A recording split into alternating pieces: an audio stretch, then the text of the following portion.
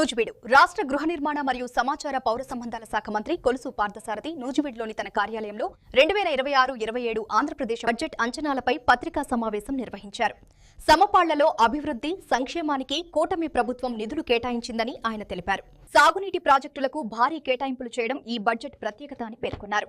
కేంద్ర రాష్ట్ర బడ్జెట్ల సమన్వయంతో వికసిత్ భారత్ స్వర్ణాంధ్ర లక్ష్యాలకు ఇది వరంగా మారుతుందని మంత్రి చెప్పారు. రోడ్లు, పోర్టులు, ఎయిర్పోర్టులకు రూ.13,000 కోట్లకు పైగా కేటాయించడం శుభపరిణామమని అన్నారు. 3.32 లక్షల కోట్ల ఆదాయ ఖర్చులతో కూటమి ప్రభుత్వం చంద్రబాబు నాయుడు గారి నాయకత్వంలో ఫైనాన్స్ మినిస్టర్ కేశవ్ గారి సారథ్యంలో బడ్జెట్ ప్రవేశపెట్టిన విషయం అందరికీ తెలిసిందే.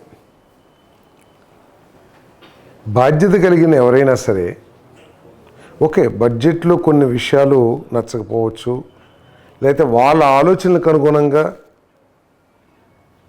వాళ్ళు అంటే కొంతమంది స్వార్థంతో ఆశించిన విధంగా, రాజకీయ నాయకులు ఆశించిన విధంగా, లేకపోతే రాజకీయ పార్టీలు ఆశించిన విధంగా, లేదు సిద్ధాంతపరంగా వ్యతిరేకించే వాళ్ళకి ఆలోచన విధంగా ఉండకపోవచ్చు. కానీ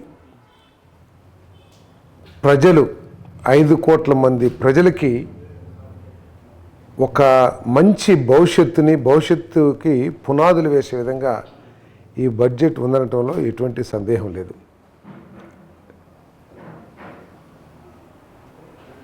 దురదృష్టం ఏంటంటే విశ్లేషణ చేయాలి. పత్రికలు కానీ, రాజకీయ నాయకులు కానీ, లేకపోతే ఎకనమిస్టులు కానీ ప్రతి ఒక్కళ్ళు విశ్లేషణ చేయాలి ఒక ప్రభుత్వం ప్రవేశపెట్టిన బడ్జెట్ మీద. కానీ మనం గోబెల్స్ అని చెప్పేసి మీ అందరికీ తెలిసిన పేరు గోబెల్స్ అనే వ్యక్తి ఏ విషయాన్నైనా సరే అబద్ధాలుగా సృష్టించి గోబెల్స్ ప్రచారం అంటాం కదా, ఆ గోబెల్స్ని మర్చిపోయే విధంగా జగన్ బెల్స్ అని చెప్పేసి మొదలైనవి. ఇప్పుడు ఆయన కేవలం విషం చిమ్ముతూ ఒక్కటే లక్ష్యంగా ఓడిపోయినప్పటి నుంచి పనిచేస్తున్నాడు అనడంలో ఎటువంటి సందేహం లేదు. సంక్షేమ కార్యక్రమాలు ఇంత సంతృప్తికరంగా ప్రజలందరికీ కూడా అందించే కార్యక్రమాలన్నీ కూడా సూపర్ 6లో దాదాపు అంతా కూడా పెన్షన్లు కానివ్వండి, తల్లికి వందనం కానివ్వండి, అన్నదాత సుఖీభావ కానివ్వండి, అన్న క్యాంటీన్లు కానివ్వండి, ఇవన్నీ కూడా సంతృప్తికరంగానే అమలు చేస్తూ ఉన్నాం. ఇప్పుడు మన పత్రిక ఉంది కదా, లేకపోతే మన ఛానల్ ఉంది కదా అని చెప్పేసి పోనీ తెలియని వ్యక్తి, ఎప్పుడు అధికారంలో లేని వ్యక్తి అయితే సరే ఏదో అవగాహన లోపంతో ఏదో తప్పుగా మాట్లాడాలని అనుకుంటానికి అవకాశం ఉంది. కానీ పెన్షన్లు కోత, తల్లికి వందనం కోత, ఇన్ని వేల కోట్లు కావాల్సి వస్తే బడ్జెట్లో ఇన్ని వేల కోట్లు పెట్టారు అని ఎంత అబద్ధాలు రాస్తున్నారంటే ఇది చాలా బాధాకరం. ఎందుకంటే పేదోడు ఆ పెన్షన్ అనేది ఈరోజు చాలా ఆధారం, చాలా పేదోడికి చాలా ఆసరాగా ఉంటుంది. అది పోతుంది అని ఒక భయాందోళన సృష్టించి రాజకీయ లబ్ధి పొందాలనుకోవటం చాలా తప్పు. దీనికి బడ్జెటరీ శాంక్షన్స్ ఉంటాయి, కొన్ని కార్పొరేషన్స్ నుంచి కూడా వెల్ఫేర్ సొసైటీస్ ఉంటాయి, కొన్ని కేంద్ర ప్రభుత్వం కార్పొరేషన్స్ నుంచి వస్తాయి. అన్నీ కలిపి ఎవరైతే అర్హులు ఉన్నారో ఇప్పుడు దాకా ఎవరికైతే ఇస్తున్నారో వాళ్ళందరికీ కూడా ఇస్తారు. ఎక్కడైనా ఏ ప్రభుత్వం అయినా సరే ఇప్పుడు తగ్గిస్తాయి, కొన్ని ప్రభుత్వాలు వాళ్ళు తగ్గిస్తానికి ప్రయత్నం చేశారు, కానీ కూటమి ప్రభుత్వం ఎవరికి కూడా తగ్గించదు. రాబోయే రోజుల్లో ఇంకా అర్హత కలిగిన వాళ్ళకి ఇవ్వాలని కూడా ఆలోచిస్తున్నారనే విషయాన్ని మరి ప్రజలకి నేను స్పష్టంగా తెలియజేయాలనుకున్నాను. కేవలం బురద జల్లటానికి, అనుమానాలు సృష్టించి రాజకీయ లబ్ధి పొందడానికి చేస్తున్నారు. ఏదైతే అన్నదాత సుఖీభావ ఉందో, ఏదైతే ఎన్టీఆర్ భరోసా పెన్షన్లు ఉన్నాయో, ఏదైతే తల్లికి వందనం ఉన్నాయో ఎవరికి కూడా తీసివేయబడవు. ఓకే, నెంబర్ 2, ఇది ఆశాజనకమైన బడ్జెట్ అని ఎందుకు చెప్పగలుగుతున్నాయంటే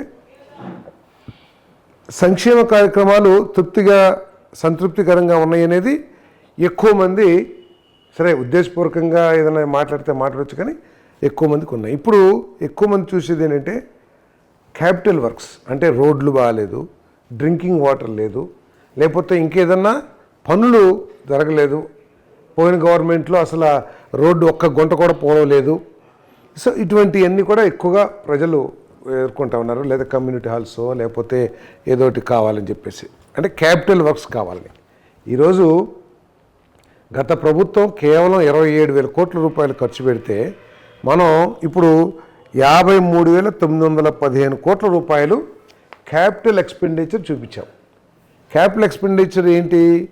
రోడ్లు కానివ్వండి, పంచాయతీరాజ్ రోడ్లు కానివ్వండి, లేదా ఆర్ఎండ్బి రోడ్లు కానివ్వండి, లేదా గ్రామాల్లో వేసే సీసీ రోడ్లు కానివ్వండి, లేదు స్కూల్స్ కానివ్వండి, హాస్పిటల్స్ కానివ్వండి, పోర్ట్లు కానివ్వండి, ఇవన్నిటి కూడా నిర్మాణానికి 53,000 గతంలో ఎప్పుడూ లేని విధంగా 53,915 కోట్లు మరి ఈరోజు కేటాయించాం. తద్వారా ఇప్పటికే చాలా రోడ్లు మీరందరూ చూస్తూ ఉన్నారు. ఈ సంవత్సరన్నర కాలంలో జరిగినన్ని రోడ్లు, అంటే ఇంకా మీకు సమాచారం వచ్చిందో లేదా, ఇటీవల పంచాయతీరాజ్ మినిస్టర్ గారు, డిప్యూటీ సీఎం గారు శాంక్షన్ చేసిన వర్కుల గురించి కానీ, లేదా ఆర్ఎండ్బి గురించి కానీ మీకు వచ్చినాయి అనుకుంటున్నాను. ఇంకా చాలా స్టార్ట్.